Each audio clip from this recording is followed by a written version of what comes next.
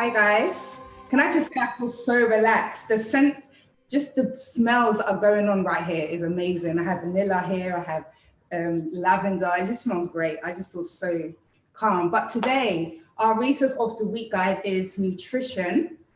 And we have our special guest by the name of Maya.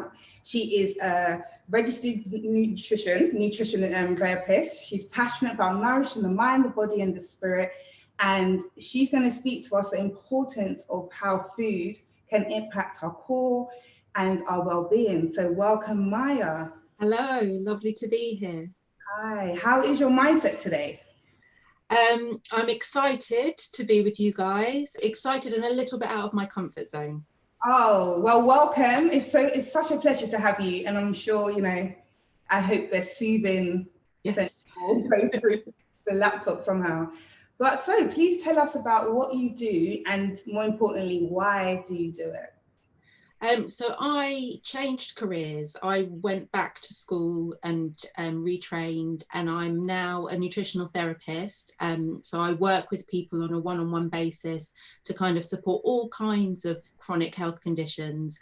And lots of things that I think often people just live with, sort of things like low mood, anxiety, insomnia, hormonal balances, things that we kind of just accept as part of modern life, but actually can really kind of take their toll long term. So using a lot of the tools that Daryl talked about, as well as food, to kind of, I think part of what brought me here are my own struggles with kind of mood and anxiety. And I just know that food is such an important part of the toolkit.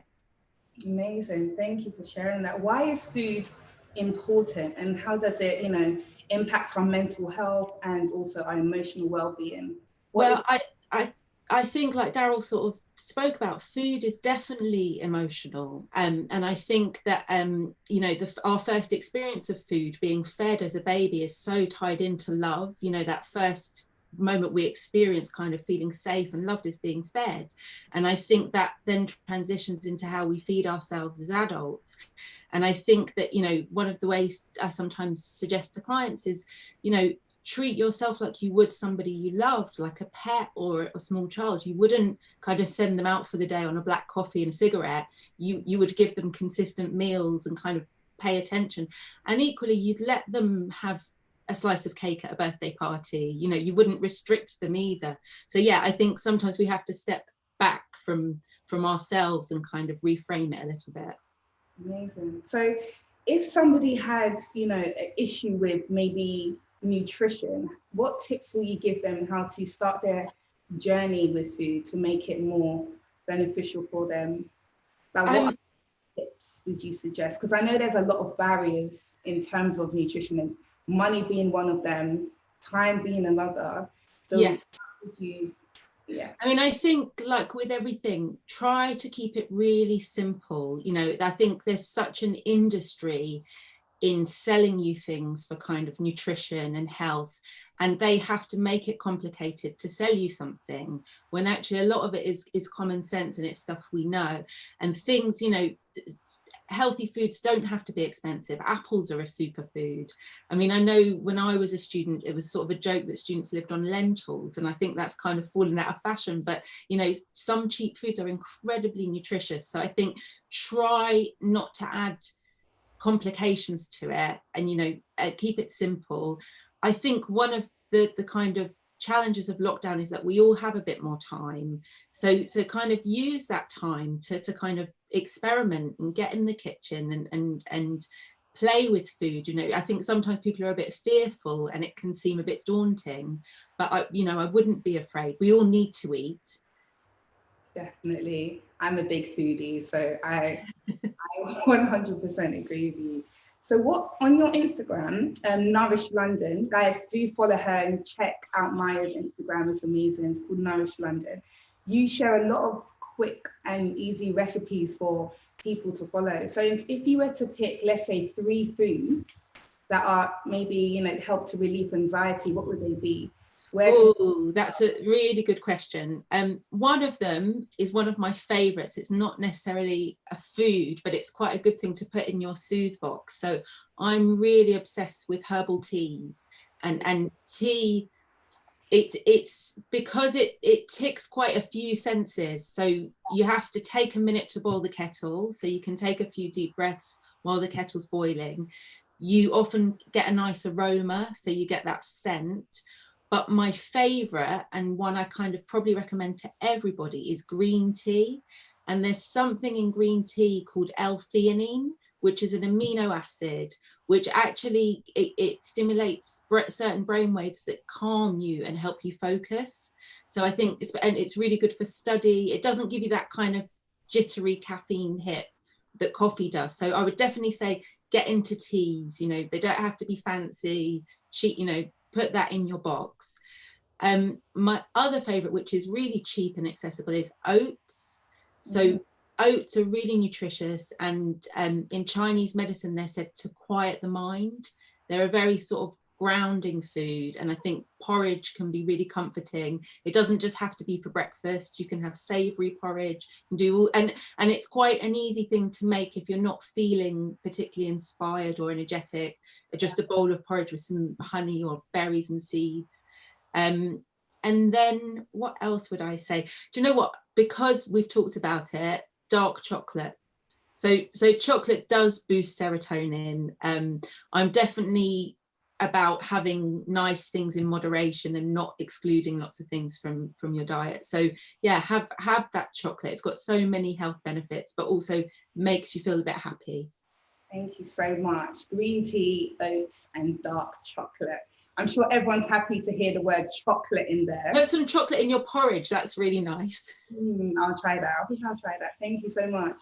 So in terms of, you mentioned earlier that you had a history of, you know, focusing on anxiety and trying to overcome that. So what did you do in terms of your diet that shifted that for you? Well, I suppose it's becoming more aware of how you use food. And I think that I think we're so bombarded with messages, and it's very hard to unpick.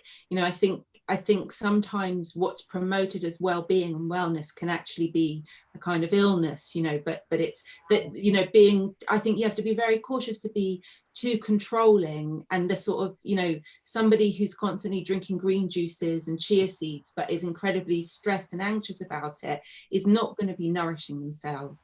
So I think over the years I've really learned about the context of food and how we use it.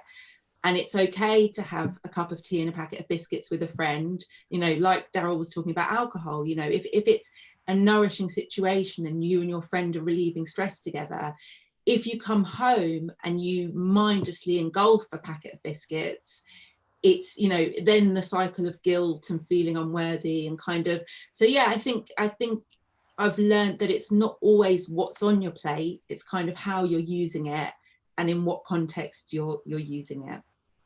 That's really powerful. It's not about what's on your plate, but how you're using it and just the context. That's so amazing. So I have just two last questions for you. Yep. Just before we round up, what is your favorite meal to boost your emotional well-being, especially during these lockdown days?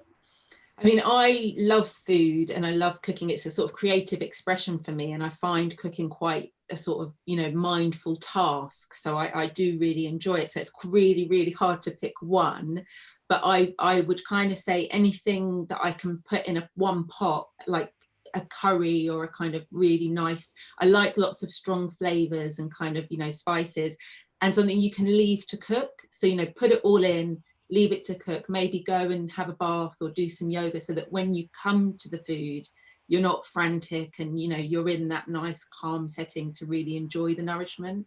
That's really good. Guys, I hope you guys are writing these amazing tips. And where can we find you, Maya? I did mention your Instagram. Yes, I'm at nourishlondon on Instagram, and then nourishlondon.com is my website. I must admit, I don't put masses on the website. I should write more blog posts and tips, but just as a general tip, most nutritionists have such lovely resources for free on their website. A lot of them are really good at putting up blog posts and recipes. And, if you want to find out more about the field, Google registered nutritionist and see what resonates with you. Find someone you like and just get some inspiration. Do you have a favorite nutritionist that you can throw out there for us?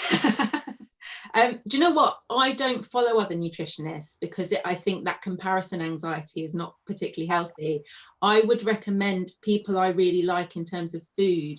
I really like Anna Jones, who on Instagram is We Are Food, and she does amazing things with vegetables, which we could all eat more of. So it's not a nutrition, just people who cook really good food.